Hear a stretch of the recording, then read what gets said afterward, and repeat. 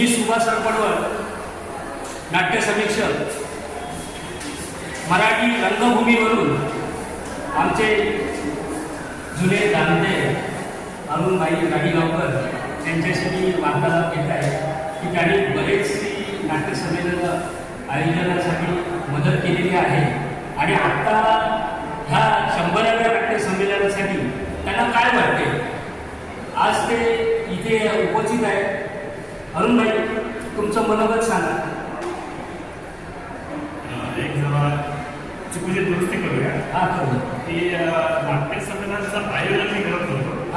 मी नाट्य परिषदेसाठी पत्रकारांचं समन्वयक म्हणून काम करतो. नाट्य संमेलनासाठी किंवा पत्रकारांना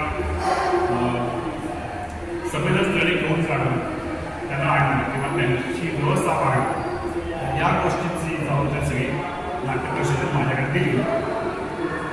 रत्नागिरीच्या नाट्य संमेलनापासून ही जबाबदारी 10 वर्ष सांभाळली.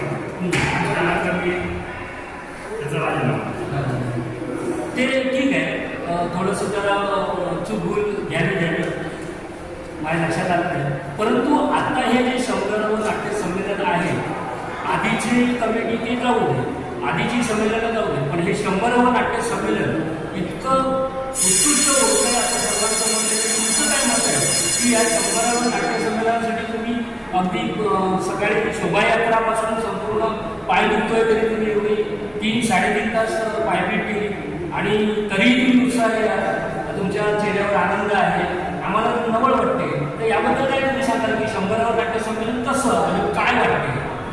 कसं आहे ना की पुढच्याही रंगकरणासाठी नाटक रंगभूमी किंवा नाट्य संमेलन हे टॉनिक साधन असतं आणि इथं आल्यानंतर सगळ्या व्याधी, शारीरिक सगळ्या व्याधी त्या बाजूला पडतात आणि तो सर्वस्वी नाट्य संमेलन असतो, नाटक असतो, कुठचाही कार्यक्रम असतो, त्यामध्ये सहभागी. माझंही तसंच झालं. मला त्यामुळे काही विशेष जाणवलं नाही.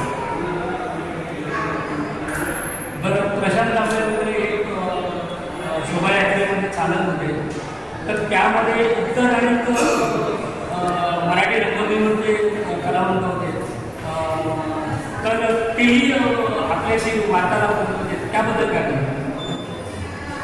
नाही, कसं होतं की केवळ रंगकर्मीच नव्हे तर नाट्य नसेल आणि ती स्थानिक जी जनता असते ती ह्या सर्व कलाकारांना प्रत्यक्ष पाहण्यासाठी उत्सुक असते. यंदाच्या नाट्य संमेलनामध्ये म्हणजे जी नाट्यदिंडी निघाली तेव्हा विशेषपणे मला जे जाणवलं ते जी मुली जाणवली होती रमेश भाटकर. की रमेश भाटकरची जी क्रेज होती रसिकांना, प्रेक्षकांना, ती प्रचंड होती.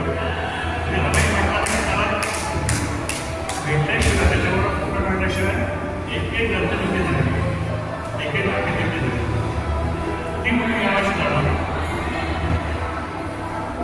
पण इतर जे कलावंत आहे, म्हणजे बरेच कलावंत या नाट्यदिंडीमध्ये सहभागी झाले होते. चेतन जाळीपासून टी व्हीवरती मालिकांमध्ये काम करणारे कलावंत, नाटकांमध्ये काम करणारे कलावंत, हे सगळे कलावंत आवडून झाले होते.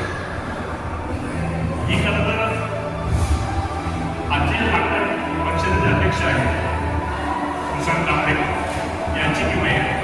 आणि दुसरी गोष्ट अशी आहे की जसं नाट्यप्रमाणात सगळे कलावंत स्वतः हजर आहेत, तसे ह्या 100व्या नाट्य संमेलनासाठी हे जे ऐतिहासिक नाट्य संमेलन आहे ते नाट्य संमेलन, या नाट्य संमेलनाला आपण हजर राहणं, प्रत्यक्ष सहभाग आपल्याला देणं हे त्याला महत्त्वाचं वाटतं म्हणून इथे सगळे हजर झाले. खूप चांगली नाट्यदिंडी झाली. खूप प्रकारचे म्हणजे लोककलावंत पण त्यामध्ये सहभागी झाले होते. महाराष्ट्रात इतर लोककला ज्या आहेत, ज्या आता हळूहळू लोप पावत आहेत, त्यांचं जवळजवळ पुनरुज्जीवन केल्यासारखंच इथे या नाट्यदिंडीमध्ये जाणवलं. तुम्ही आपलं मनोगत व्यक्त केल्याबद्दल मी आपलं अभिनंदन करतो आणि आपण इथेच थांबतो. नमस्कार, धन्यवाद.